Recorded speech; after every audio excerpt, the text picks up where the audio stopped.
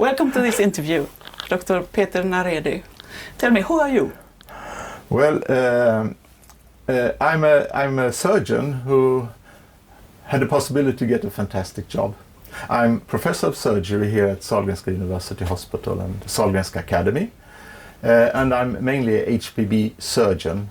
I am also presently the head of our Institute of Clinical Sciences. So what we would like to ask you is, why is this Surgicon project and the Congress on surgical training, why is this important to you?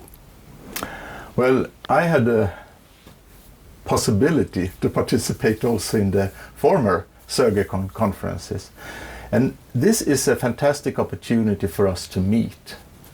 You get a lot of information, but also input reflections from others, which means that after the conference, it's not like, okay, I left this meeting. You actually take the next step on reflecting on the teaching and the training processes. And for me, I'm mainly doing cancer surgery. We know that the surgical skill makes just as a big difference as any other treatment, most often more difference in rate of complications, in the possibility to survive a cancer diagnosis.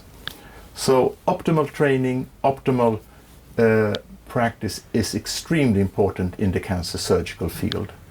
And how are we accomplishing this? Well, at the Surgicon Conference you meet orthopedic surgeons, you meet neurosurgeons, you meet cancer surgeons.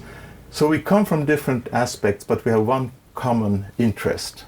How do we become better? And how can we show that we actually perform optimally?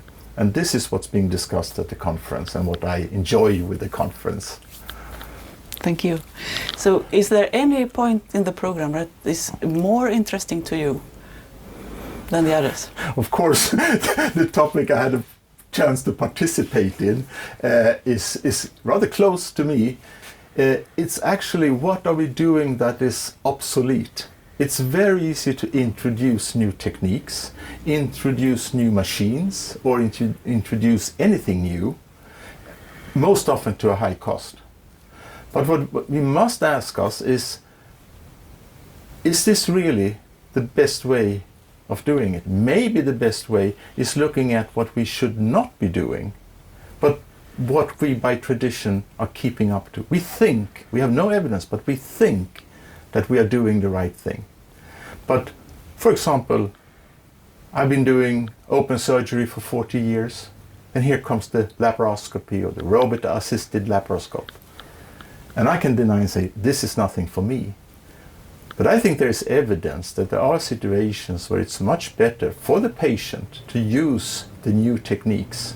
So training, practice with the new techniques, and take the old techniques out of the care. And this is very difficult for me as an old surgeon to accept that there is actually a way of changing the way we are doing things. So in the program, to reflect on what new things are coming in, how can we learn differently, and what are the new techniques that we should be learning. Those are very interesting for me. Okay, so what do you think about scientific research on surgical training methods? Is this important?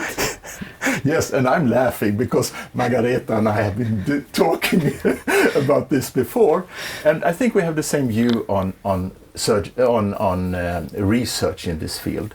It is important. But we also must remember that we have publications and rather good evidence we had it for the last 20 years. And still it cannot be implemented in healthcare. And this is where my interest is. How do we implement the evidence that we have shown? So yes, I agree, research in this field is important, but for me, here at the hospital, it's as important that we can use this evidence in the clinic.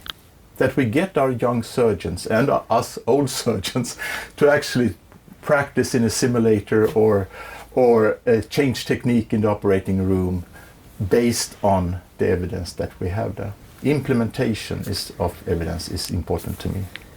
Thank you. That's good. Excellent. Thanks a lot.